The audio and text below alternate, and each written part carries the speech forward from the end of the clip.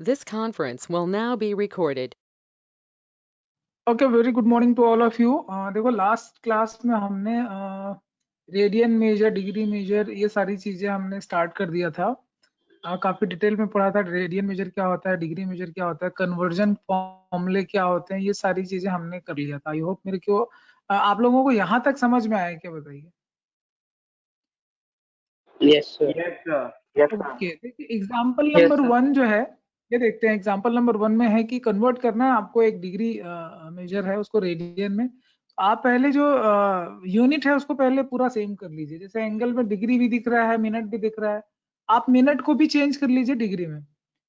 तो यहाँ पे देखो कि इसने मिनट को भी चेंज किया है। आपको पता है 20 degree is 1/3, 20 minute is 1/3 degree.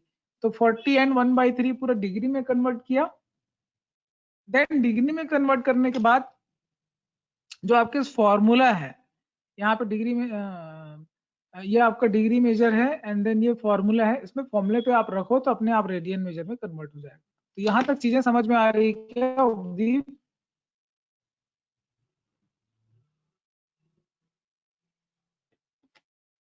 चलिए एग्जाम्पल नंबर 2 पढ़ते हैं।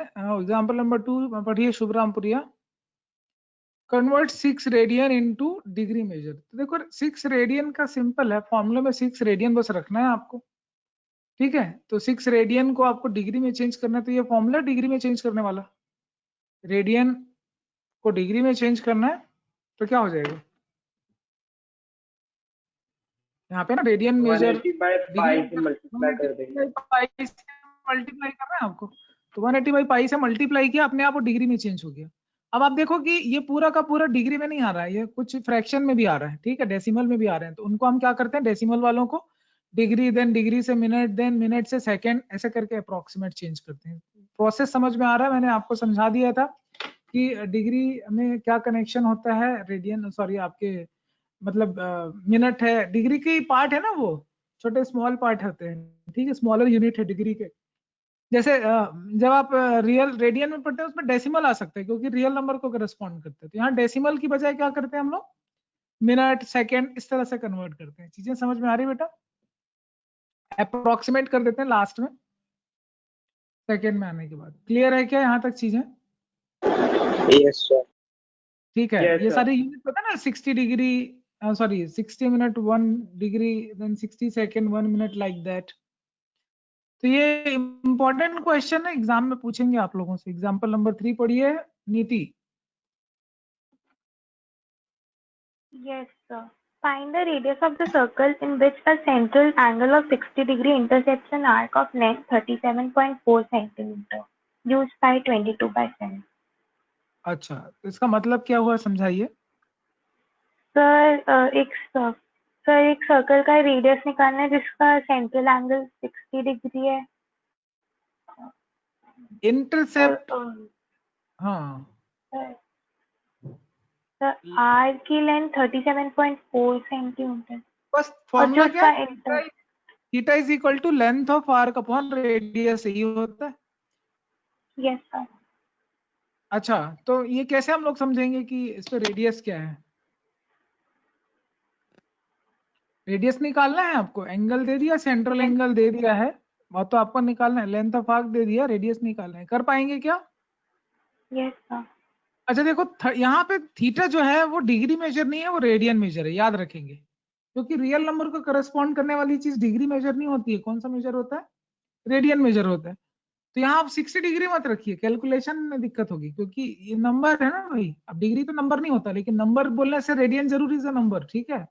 Radian is it corresponds with real number, हमने देखा भी था लास्ट क्लास में। It corresponds with real number 1 to 1, ये हमने देखा था। तो 60 डिग्री को अगर हम रेडियन में कन्वर्ट करें, दैट इज π/3। तो π/3 का मतलब क्या हो जाएगा, डेसिमल में लेना पड़ेगा ना। π/3 कितना आएगा, पाई की वैल्यू लिखा है 22/7, तो 22/21 हो जाएगा। 21. दैट इज इक्वल टू 37/4, और रेडियस नहीं पता तो r लिख दो, बस इसी को कैलकुलेट कर दो, अपने आप रेडियस जो आ जाएगा सेंटीमीटर में। क्लियर है क्या यहाँ तक चीजें?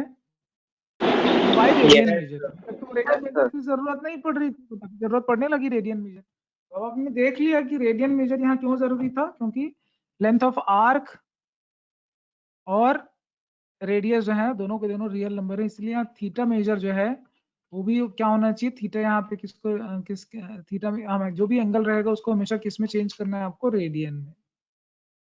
देन एग्जांपल नंबर 4 देखिए, शाश्वत खंडेलवाल पढ़ो।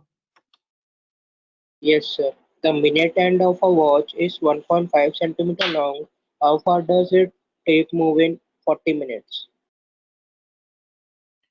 देखो यार, घड़ी तो आपने देखा होगा, घड़ी घड़ी की जो सुई होते हैं, घड़ी की सुइयां जो होती है, हैंड्स जो होते हैं, they are just like radius, ठीक है। मिनट हैंड जो है वो रेडियस हो गया, ये तो समझ में आ गया। तो रेडियस ये हो गया। हाउ फॉर डज इट, तो हाउ फॉर मतलब ये टिप जो चलेगा तो लेंथ ऑफ आर्क के बारे में पूछ रहा है। How for does its tip move, it means this is the length of arc. 40 minute में आपको बस ये पता लगाना है कि 40 मिनट में जो है वो कितना एंगल बनेगा। तो आप मुझे बता सकते हो 40 मिनट में कितना एंगल बनेगा। आपको ये तो पता होगा कि मिनट हैंड जो है, जैसे जैसे 12 पे था तो 5 पे आया, जैसे 3 पे आया, 12 पे था तो 3 पे आया, तो 90 डिग्री बन जाता है ना। नहीं समझ रहे हो? Yes, sir. तो कितना मिनट मूव किया, 15 मिनट पे 90 डिग्री जाता है, मतलब 1 मिनट पे 6 डिग्री, तो 40 मिनट पे कितना चला जाएगा, 240 जाएगा। 240 degree. Yes, sir. तो 240 डिग्री को हम क्या कर लेंगे, पाई में चेंज कर लेंगे, रेडियन में चेंज कर लेंगे। तो 240 को पाई में रेडियन में कैसे चेंज करेंगे, 180 से डिवाइड कर देते हैं, मल्टीप्लाई कर देते हैं पाई से, याद आया? Yes, sir. 9 2 जा, सॉरी 8 किसके टेबल में आएगा, 6 3 जा और 6 4 जा, तो 4 पाई बाई 3 दिख रहा है आप लोगों को। तो ये फॉर्मूला है length of arc, Yes, R sir. By theta होता है, बस इसमें रख दीजिए 1.5 दिया हुआ है, बहुत ज्यादा डिफिकल्ट क्वेश्चन नहीं है।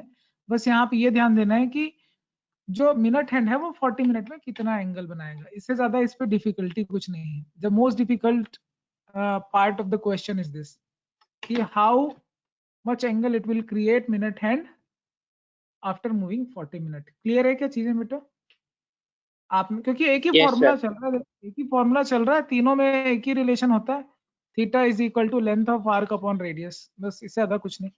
एग्जाम्पल नंबर 5 पढ़िए, नीति पढ़िए। Yes, sir. If the arcs of the same length in two circles subtend angle 65 degree and 110 degree at the center, find the ratio of their radii. देखो दो अलग अलग सर्कल है, दोनों के रेडियस अलग अलग है। मैंने हालांकि डायग्राम में एक जैसा बना दिया है, बट आप उसको समझिए अलग अलग। तो एक में सेंटर एंगल 65 बन रहा है, एक में 110 बन रहा है, सेम लेंथ ऑफ आर्क जा रहा है, उनके रेशियो निकालना है, क्योंकि वैल्यू नहीं निकालनी। तो रेशियो अगर निकालना है तो क्या करना चाहिए हमको, दोनों की क्या चीज इक्वल है, कोई एक चीज तो इक्वल है ना, same length of arc equal है बोल रहे हैं, है ना। तो वो जो इक्वल है उसी को इक्वल कर देते हैं, तो लेंथ ऑफ आर्क जो है वो यहाँ पे इक्वल है, ये चीज हम इक्वल बना देते हैं। तो फॉर्मूला यहाँ पे आ जाएगा, length of arc is equal to, formula क्या बन जाएगा जल्दी बताइए, रेडियस इंटू थीटा, यही बनेगा, दोनों Yes, इक्वल sir. है। R1 theta 1 R2 theta 2 equal है, R1 अपॉन R2 निकालना है, तो सिंपल है, थीटा 1 अपॉन थीटा 2 हो जाएगा, कर लेंगे आप। बस आपको करना इतना ही है कि जो डिग्री मेजर है उसको किस में चेंज करना है, रेडियन मेजर में चेंज करिए, अपने आप आंसर आ जाएगा। समझ में आ रहा है क्या? Yes, sir. तो पूरा का Yes. पूरा एक्सरसाइज इसी पे बेस्ड है, L is equal to theta, बस इतना ही काम करना है आप लोगों को। पहला एक्सरसाइज बनाना है, एग्जाम्पल मैंने समझा दिया है, ठीक है। क्लास का टाइम हो गया है, लेकिन फिर भी कल क्या पढ़ने वाले हैं वो आप देख लीजिए स्क्रीन पे। कल हम ट्रिग्नोमेट्रिक फंक्शंस पढ़ेंगे, काफी सारी चीजें मैंने आपको एनिमेशन से क्लियर कर दिया था, ठीक है।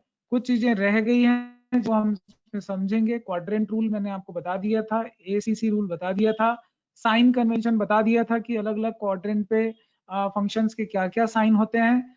कल हम बात करेंगे फंक्शन के डोमेन और रेंज के बारे में भी। हम ऑलरेडी रिलेशन फंक्शन पढ़ चुके हैं, जहां पे डोमेन रेंज डिटेल में हमने बात किया हुआ था, और ग्राफ भी देखेंगे सारे ट्रिग्नोमेट्रिक फंक्शंस के एक एक करके, जो एनसीईआरटी बुक में है, पीरियोडिक फंक्शंस है। ग्राफ ऑलरेडी हम डिस्कशन कर चुके हैं, बट उसमें हम और भी जो ग्राफ है, सेक कॉसेक, सारे ग्राफ के साथ हम जो है क्वाड्रेंट रूल को समझेंगे, और कोशिश करेंगे एक्सरसाइज स्टार्ट करने की, अगर कल कर लेते हैं तो स्टार्ट भी कर देंगे, ठीक है, जिसपे आपको वैल्यूज निकालना अलग अलग क्वाड्रेंट पे ये सिखाया जाएगा। जैसे फर्स्ट क्वाड्रेंट पे क्या वैल्यू होती है आप क्लास 10 तक सीख चुके हो, second quadrant, third quadrant, fourth quadrant, क्योंकि फंक्शन रिपीट भी होता है, पीरियोडिक भी होता है, तो मोर देन 360 डिग्री में क्या ऐसे एंगल निकालेंगे, जब वो कई साइकिल ट्रेवल कर लेगा तब उसके क्या एंगल होंगे, तो ये सारी चीजें हम कल डिस्कशन करने वाले हैं। ओके चलिए ठीक है, thank you so much everyone. Thank you, sir. Thank you, sir. Thank